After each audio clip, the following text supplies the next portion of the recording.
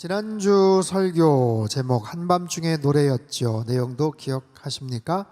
귀신 들린 여종을 고쳐준 대가로 오히려 매를 맞고 옥에 갇혔던 바울과 실라 이야기였습니다. 한밤중에 어두울 때 환난 가운데 감옥에서 억울하게 잔뜩 매를 맞고 참 힘겨운 상황에서도 바울과 실라가 하나님을 찬양했다, 기도했다라는 거예요. 참 뭐라고 찬양을 했을까요? 어떤 곡을 불렀을까요? 오늘 우리들이 부르는 찬양이나 복음성가 중에 그런 상황에 적합하고 어울릴 만한 그런 찬양곡이 혹시 있을까요? 즉 귀신 쫓아냈다 매 맞고 감옥에 갇혀 부르기에 딱 좋은 그런 찬양, 이런 찬양 말입니다. 자, 어떤 찬양을 불렀는지는 모르지만 성경은 그 찬양의 소리를 죄수들이 들었더라라고 성경은 기록합니다. 죄수들이 들었어요. 귀담아 들었어요. 또 오늘 본문의 주인공 간수가 아마 들었을 겁니다. 틀림없이 들었겠죠? 자, 그럴 때 그 찬양을 통해 놀라운 기적이 나타났다라고 성경은 우리에게 가르쳐 줍니다. 고난 가운데, 환난 가운데 한밤중에 찬양을 하면 하나님께서 우리에게 기적을 허락해 주실 줄 믿습니다. 힘들고 어려운 칠흑과 같은 상황에서도 하나님을 찬양하고 기도하면 옥문이 무너지고 묶여있던, 감싸있던 모든 착고가 풀어지게 될 줄 믿습니다. 여러분, 이런 놀라운 하나님의 특별한 은총을 기대하시고 또 그렇게 찬양하고 주님 앞에 나가 놀라운 은혜를 경험하셨으면 좋겠어요. 자, 오늘 본문은 그 다음 이야기입니다. 옥문이 열리고 죄수들이 보이지 않자 당황한 간수는 자결을 하려고 해요. 27절 28절 말씀 우리 한 목소리로 같이 읽겠습니다. 시작. 간수가 자다가 깨어 옥문들이 열린 것을 보고 죄수들이 도망한 줄 생각하고 칼을 빼어 자결하려 하거늘 바울이 크게 소리질러 이르되 내 몸을 상하지 말라, 우리가 다 여기 있노라. 자, 간수를 말리면서 바울이 선포한 오늘 핵심적인 내용, 주 예수를 믿으라, 그리하면 너와 내 집이 구원을 얻으리라, 이 말씀을 하죠. 유명한 성경 구절입니다. 주 예수를 믿으라, 그리하면 너와 내 집이 구원을 얻으리라. 요한복음 3장 16절과 더불어 복음의 가장 핵심적인 내용을 담고 있는 그런 말씀이에요.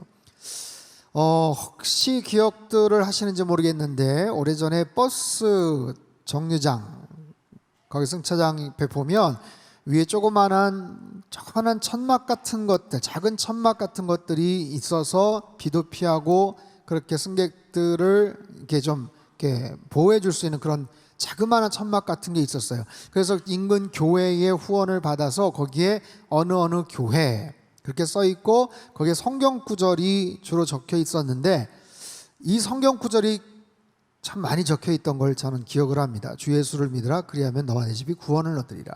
그렇죠? 저만 옛날 사람입니까? 다들 모른 척 하시네요. 아무튼 그런 기억이 있어요. 여러분, 그 작은 공간에 적혀 있는 이 성경 구절 정말 실제로요, 제가 아는 권사님은 여고 시절에 그 성경 구절을 보다가 탁 가슴이 뜨거워져서 인근 교회에 자발적으로 자진해서 출석을 하고 그때부터 신앙생활을 했다라는 간증을 제가 들은 적이 있는데, 어쨌든 굉장히 심플하고 아주 명확한 정말 복음의 말씀이죠. 그런데 간수 입장에서는 사실 그렇지 않습니다. 주 예수를 믿으라, 이 말의 의미는 예수를 참 주인으로 모시고 너의 삶을 그분께 의지하라, 맡겨라 라는 거예요. 누구를 믿느냐, 어떻게 믿느냐, 무엇을 어떻게 믿고 살아가느냐, 거기에 따라서 우리의 인생, 우리의 운명은 크게 달라집니다. 자, 감수성이 풍부한 학창시절 내가 어떤 책을 읽느냐, 어떤 소설, 어떤 식귀에 의해서도 나의 인생의 진로가, 전공이 바뀔 수도 있죠. 학교에 가서 어떤 정치적인 견해가 담긴 동아리나 어떤 모임, 어떤 서클 활동을 하느냐에 따라서도, 거기에 따라서도 내 인생의 향방이 바뀌게 됩니다. 여러분, 내가 어떤 신을 믿느냐, 어떤 종교를 믿느냐 하는 것은 굉장히 중요합니다. 내가 그저 요즘 바쁘고 분주하게 살았는데, 너무 욕심이 많고 치열한 경쟁 속에 살았는데 마음에 좀 묶은, 좀 때를 좀 씻기고 좀 그런 경쟁 사회에서 조금 벗어나서 마음의 평강을 좀 찾고 싶다. 뭐 그런 측면에서 평안함을 찾고 마음의 욕심을 좀 비우고 뭐 그런 느낌 때문에 어떤 특별한 종교를 선택하거나 어떤 특별한 종교 행위에 참석을 하거나, 여러분 그렇게 해서 내가 참 좋았어, 만족해, 여러분 거기서 끝날 문제가 아니에요. 내가 어떤 신을 선택하고 종교를 선택하느냐 하는 것은 내 인생의 모든 인생의 내용과 향방, 그 질을 결정을 하고 죽어서 우리 인생의 영생과 영벌의 문제를 결정짓는 굉장히 중요한 그런 선택이기도 합니다. 자, 주 예수를 믿으라. 이게 사실 로마 간수의 입장에서는 쉬운 일은 아니에요. 당시 이 간수, 책임을 맡은 간수장일 텐데 로마 황제에게 충성을 서약했던 로마 정부에 소속되어 있는, 봉급을 받는 그런 공무원이었겠죠. 당시 로마 제국의 모든 영토에서는 황제가 주이다, 황제가 주님이다, Caesar is the Lord, 시저가 주님이다라는 고백이 울려 퍼졌어요. 여러분, 예수님 탄생 당시에 로마 황제였던 아우구스투스, 이 사람은 죽어서 신으로 칭호를 받게 됩니다. 죽고 나서 사람들에게 신으로 칭호를 받아요. 그런데 그 이후의 황제들은 점점 자신들을 뻔뻔하게도 살아생전의 신으로 호칭을 하게 명령을 내리죠. 따라서 로마의 모든 황제를 주 퀴리오스라고 고백하고 섬기도록 명령이 떨어진 거예요. 광대한 지역을 통치하던 로마 제국은 다양한 민족, 사상, 혈통, 문화, 언어 혼잡해 있었던 그런 공동체죠. 그랬기 때문에 다양한 모습의 자율권을 주었어요. 가장 중요한 것은 각 지역마다 자기네들이 섬기는 민족 지역의 특별한 신들, 종교 행위를 허락을 해주었죠. 그렇지 않고선 로마 제국의 공권력이 그 모든 것을 포괄적으로 그렇게 옥죄일 수 있는 그런 상황은 아니었어요.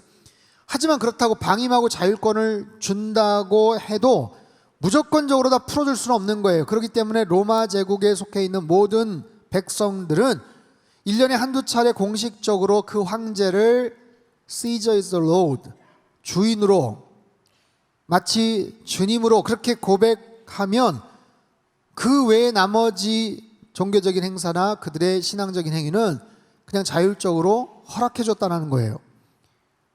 상당히 어떻게 보면 유연성 있는 그런 종교적 그런 나름대로의 시스템들을 갖고 있었죠. 그럼에도 우리가 잘 알고 있는 네로 황제나 도미티아누스 황제 같이 굉장히 극심하게 크리스천들을 박해했던 그런 시기가 있어요. 그런 타이밍, 그런 시기에는 평상시에도 크리스천이라는 이유로 붙잡혀서 고문을 당하거나 목숨을 잃는 사례가 빈번했죠. 카타콤의 순교자라는 책에 이런 대목이 나옵니다. AD 250년 테시우스 황제 시대에 많은 크리스천들이 붙잡혀서 순교를 당하게 돼요. 그때 폴리오라는 13살 어린 소년에게 재판관이 질문을 합니다. 너의 이름이 무엇이냐? 제 이름은 마카스 셀비리 폴리오입니다. 너 나이가 몇이야? 저는 이제 13살입니다. 너는 그리스도 신자라는 제목으로 신문을 받고 있어. 할 말이 있는가? 저는 아무런 죄도 짓지 않았습니다. 다만 그리스도를 믿는 크리스천입니다.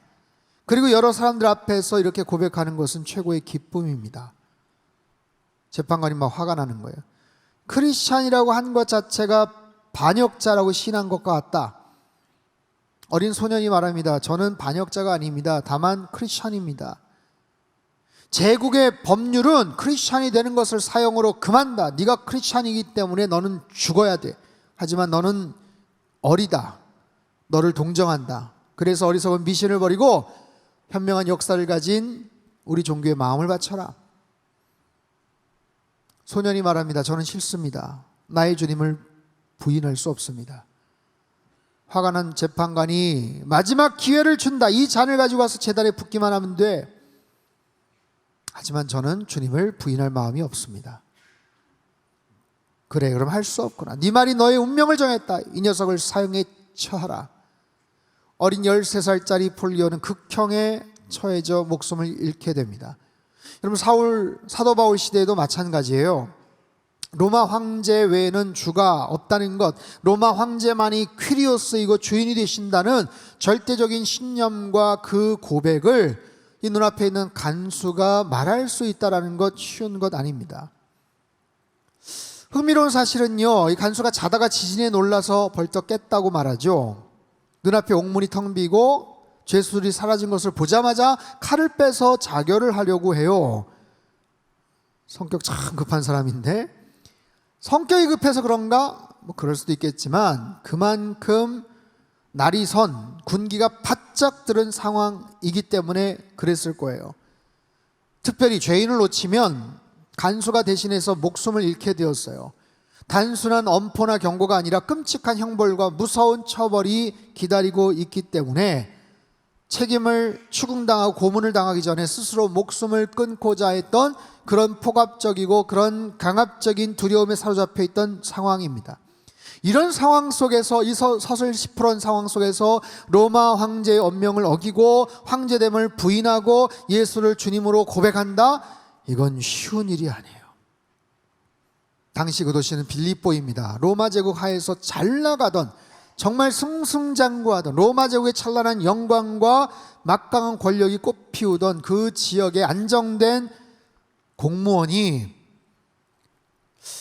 멀리 있는 이스라엘 땅 30세 갓 넘은 나사렛 청년이 십자가 달려 처절하게 죽었는데 그가 메시아다, 그가 하나님의 아들이다 고백한다는 거 상식적으로 참 힘든 이야기죠. 그런데요, 신기하게도 간수의 마음이 열려 있었어요. 하나님은 그 간수의 마음을 움직여 주고 계셨어요. 왜냐하면 이 간수가 매를 집행했습니다. 이 죄수가 어떤 죄목으로 왔는지 잘 알고 있습니다. 바울과 실라가 붙잡혀 들어간 죄목은 사실 주인들이 솔직하게 얘기를 못합니다. 내가 귀신 들린 여종을 하나 부리고 있는데, 그래서 돈을 꽤 벌고 있는데 이 인간이 그 여자를 정상으로 만들어놨어. 이제 쫄딱 망하게 됐어. 이 사람 좀 어떻게 혼내줘. 이렇게 말할 수가 없잖아요. 그러니까 우리 로마인들이 믿지도 따르지도 못할 이상한 풍문을, 요설을 전한다. 붙잡아 들여라. 돈을 매수했든지 그렇게 가지고 붙잡아 들였던 거예요. 그렇지만 간수는 알아요. 왜 들어왔는지, 왜 매를 때려야 되는지. 근데 알고 봤더니 귀신을 쫓아낸 사람이라는 거예요. 귀신 들린 그 유명한 여종을 제정신이 들게 했던 사람이다. 아주 특별한 능력을 가진 사람이다. 야, 이거 고문을 해도 되나? 매를 때려도 되나? 싶은데 흠뻑 매를 맞고서는 감옥에 끌려 들어가서 찬양을 부르는 거 아니에요. 노래를 부르고 있어요. 찬양을 하고 있어요. 간수 생활 20년 30년 만에 난생 처음 경험한 그런 보기 드문 광경이죠. 야, 이 인간들 참 신기하네, 희한하네. 그것을 넘어서 뭔가 섬뜩한 그런 생각도 하지 않았을까요? 거기다가 지진이 나고 착고가 풀어지고 그 모든 과정을 가까운 거리에서 지켜본 이 간수 입장에서는 가만히 있을 수가 없었던 거예요. 이거 뭔가 있다, 뭔가 특별한 뭔가가 있다 해서 급하게 이런 반응을 합니다. 29절 30절 말씀 같이 한번 읽습니다. 시작.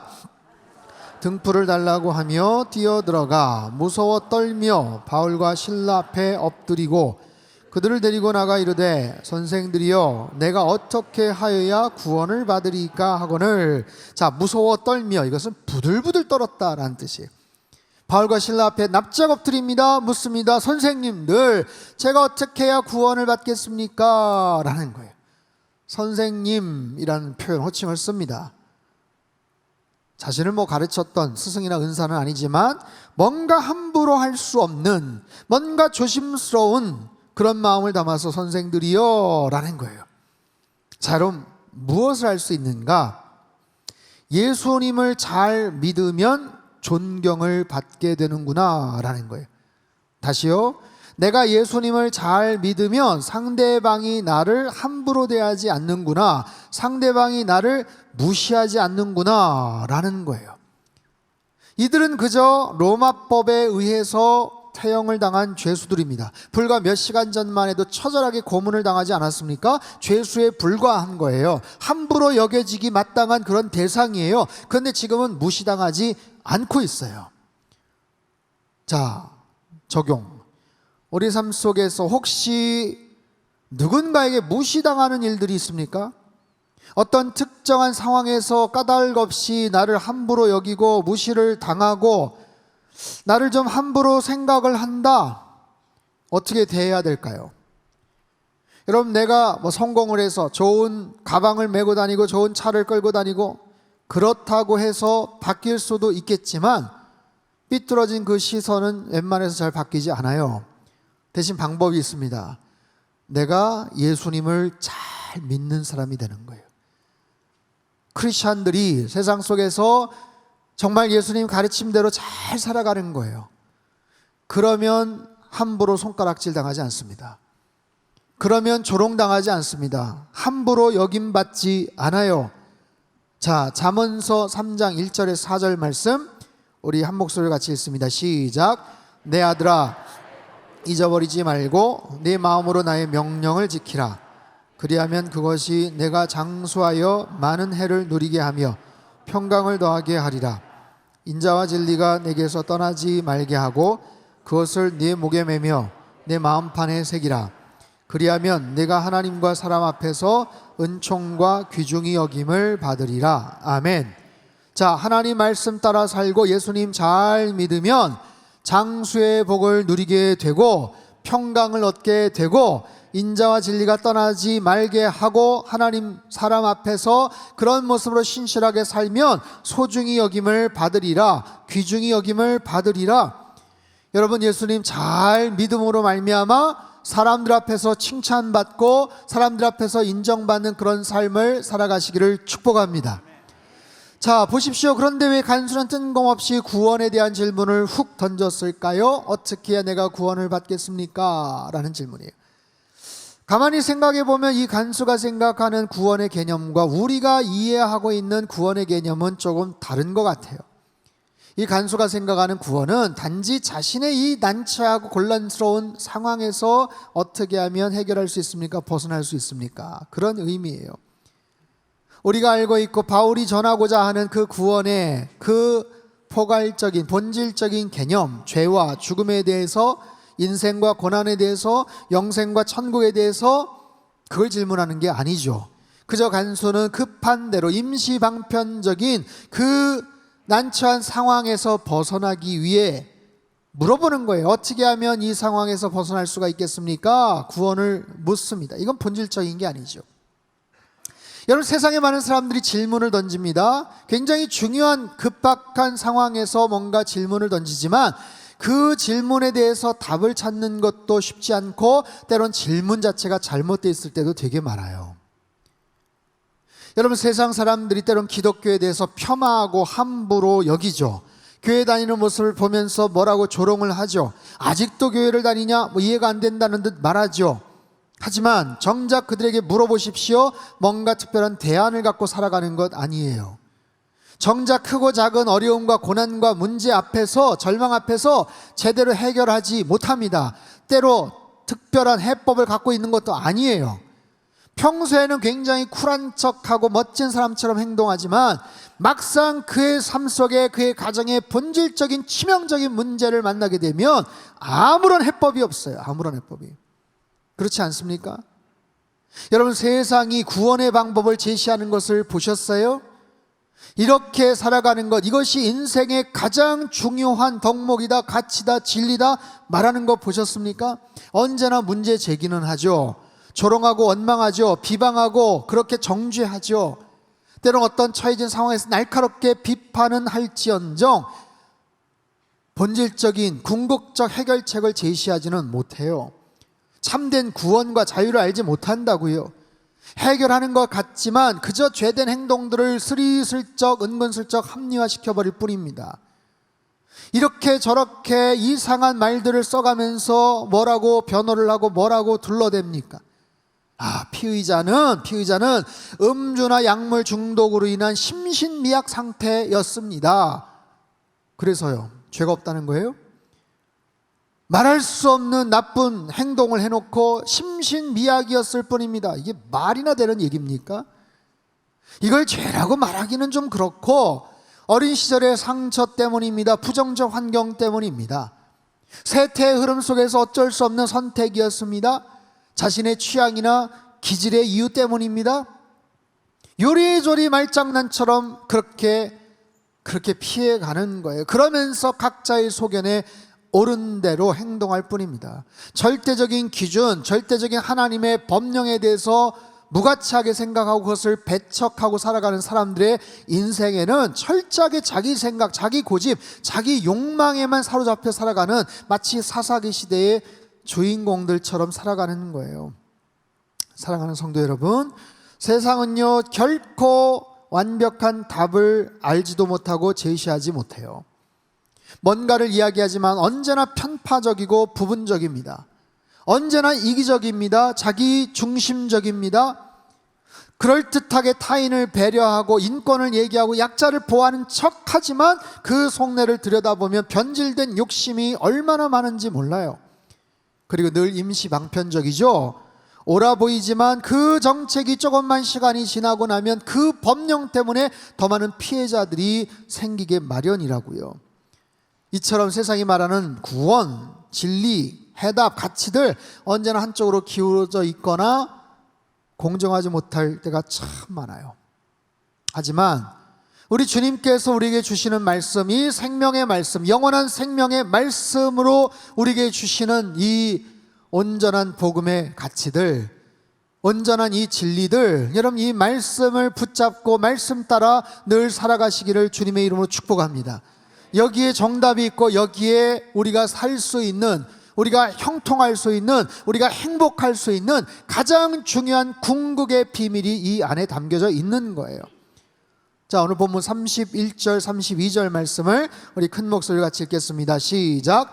이르되 주 예수를 믿으라 너와 내 집이 구원을 받으리라 하고 주의 말씀을 그 사람과 그 집에 있는 모든 사람에게 전하더라. 아멘.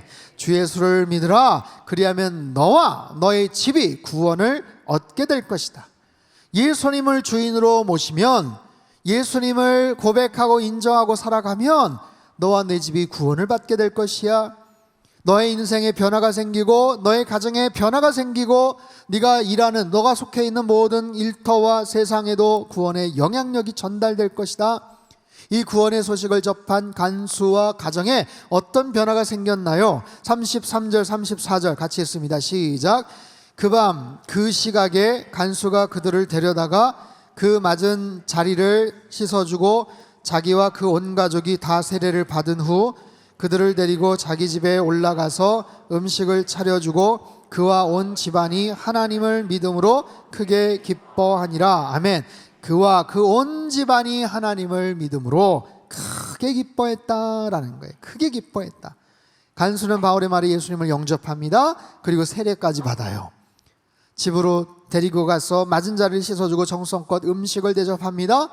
그러자 가족들에게 기쁨이 임했다라는 거예요. 하나님을 믿으니 기쁨이 임했다. 여러분, 사실 인간적인 생각이나 그런 시나리오로 가만히 구분해 보면, 야, 저러다 큰일 나지 않나? 저러다 탈나지 않나? 저러다 붙잡혀가는 거 아닌가? 이래도 되나? 오히려 그 행동으로 인해서 크게 두려워하더라, 이럴 수 있지만 그 두려움이 순식간에 사라져버렸어요. 오히려 큰 기쁨을 누립니다. 상상할 수 없는 구원의 은총이죠. 말할 수 없는 결단 속에서 그렇게 예수님을 나의 구주로 영접하자 그 가정 안에 놀라운 기쁨이 임했다라는 거예요. 여러분, 불과 얼마 전만 해도 이 간수는 두려움에 사로잡혔어요.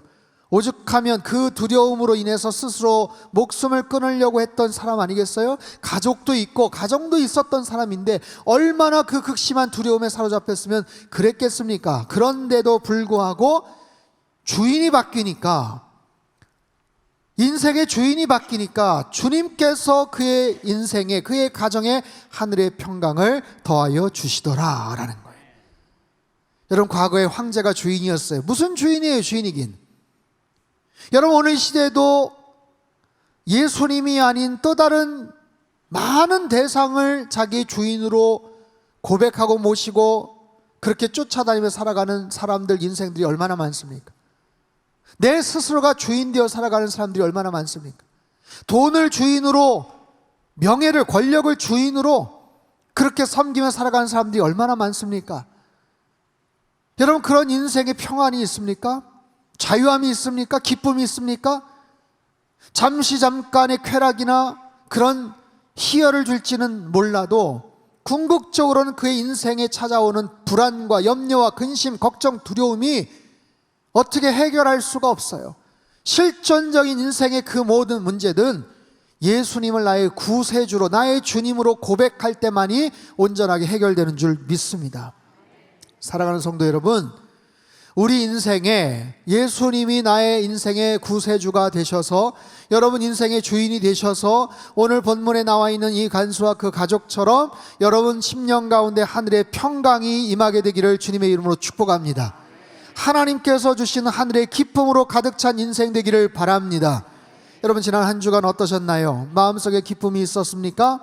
평강이 있으셨습니까? 더 예수님을 믿으십시오. 이미 예수님을 다 믿으신 분들이지만 여기서 믿으라는 것은 여러분의 삶의 모든 영역 속에 예수님이 나의 인생의 주권자 되심을 선포하라는 거예요. 형식적인, 그냥 의식적인 말 한마디 하고 끝나는 게 아니에요. 그분의 통치와 다스림 속에서 살아가라라는 거예요. 한 주간의 모든 삶을 주님께 온전히 바치십시오. 하루를 시작하면서 하루하루 한 시간 시간을 주님 손에 의탁을 드리십시오. 주님의 통치와 주님의 주권이 여러분의 삶을 장악하고 여러분의 인생에 가득가득 넘쳐나기를 여러분 하나님 앞에 소망하십시오. 그 의지 앞에서, 그분의 통치와 다스림 앞에서 생각하시고 말하시고 결정하시고 행동하십시오. 이와 같은 마음을 가지고 1900년대 초중반 스코틀랜드의 교수이자 영성가였던 윌리엄 바클레이 목사님이 이런 귀한 기도문을 작성을 하셨어요. 우리 기도문 우리 같이 한번 천천히 한번 또박또박 읽어볼까요? 시작. 오 하나님, 주께서 친히 우리를 온전히 다스려 주옵소서. 모든 악한 생각과 누추한 욕망이 사라지고 오직 정결한 마음을 주옵소서. 주께서 우리 마음의 모든 것을 지도하여 주시사 우리의 모든 생각이 옳다함을 받게 하시고 우리 입술과 혀를 단속하시어 악한 말, 거짓된 말, 음란한 말을 버리게 하옵소서. 그리하여 주께서 승리하셨던 것처럼 우리도 이기게 하시고 주의 정결하심을 본받아 우리도 정결케 하시고 주의 다시 사심과 함께 우리도 살아서 주의 나타나실 때 부끄러움을 당하지 않게 하옵소서. 오직 죄인을 용서하시고 구원하시는 주의 사랑을 힘입어 기도하오니 주여 들어 주옵소서. 아멘. 아멘. 예수님을 나의 구세주로 분명하게 고백하고 그분의 통치와 다스림 속에서 살아갈 때 우리의 언어 생활이 바뀌고 우리의 생각이 바뀌고 우리의 마음의 변화가 생기고 우리의 일상에 하나님의 놀라운 축복이 함께 하실 줄 믿습니다. 여러분, 인생의 주인을 제대로 만나면 참 평강이 임하게 되는 거예요. 인생의 주인 안에서 여러분 참된 기쁨과 자유함을 누리시기를 바랍니다. 우리 가정 안에 하나님, 주님의 통치와 다스림이 충만케 하여 주시옵소서. 하나님, 내 삶의 모든 영역을 주님께서 주인 되어 주시어서 주님의 지혜로, 주님의 놀라운 능력으로, 주님의 놀라운 은혜로 말미암아 덮어주시고 날마다 승리케 하여 주시옵소서. 주 예수를 믿으라. 그리하면 너와 내 집이 구원을 얻으리라.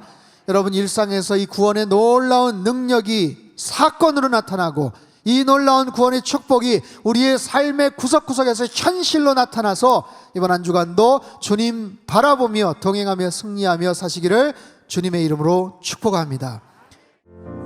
사랑하는 주님, 주님만이 우리 인생의 주인 되시는 줄 믿습니다.